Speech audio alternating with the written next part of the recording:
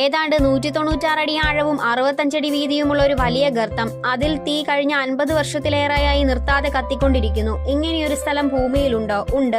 തുർക്ക്മെനിസ്ഥാനിലെ ദർവാസ എന്ന ഗ്രാമത്തിലാണ് ഈ ഗർത്തമുള്ളത്. നരകത്തിലേക്കുള്ള കവാടം എന്നാണ് ഇത് അറിയപ്പെടുന്നത്. 1971 ദർവാസ ഗ്രാമത്തിൽ വലിയ വാതക നിക്ഷേപമുണ്ടെന്ന് കണ്ടെത്തുകയും ആ സ്ഥലം പരിശോധിക്കുന്നതിനായി അവിടെ കുറച്ചു ഭാഗത്ത് കുഴിയെടുക്കുകയും ചെയ്തു. തുടർന്ന് 200 അടി വ്യാസത്തിൽ മണ്ണ് താഴ്ന്ന് വലിയൊരു ഗർത്തമുണ്ടായി. ആ ഗർത്തത്തിൽ നിന്നൊരു വാതകം പുറത്തേക്ക് പ്രവഹിക്കാൻ തുടങ്ങി.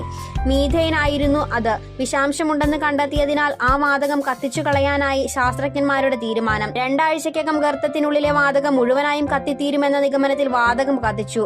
എന്നാൽ അന്ന് കത്തിയ തീ ഇന്നും 50 വർഷത്തിനിപ്പുറവും കെടാതെ കത്തിക്കൊണ്ടേയിരിക്കുന്നു. നിന്നു കത്തുന്ന ഭൂമിയിലെ കെടാത്ത ഗർത്തമായി ആ പ്രദേശം മാറി. അവിടുന്ന് ശേഖരിച്ച മണ്ണിന്റെ സാമ്പിളിൽ ഇത്രയും ചൂടിലും ജീവിക്കുന്ന ബാക്ടീരിയകൾ ഉണ്ടെന്ന് കണ്ടെത്തിയിട്ടുണ്ട്. ഈ വീഡിയോ ഇഷ്ടമായ ലൈക്ക് ചെയ്യാനും ചാനൽ സബ്സ്ക്രൈബ് ചെയ്യാനും മറക്കരുത്.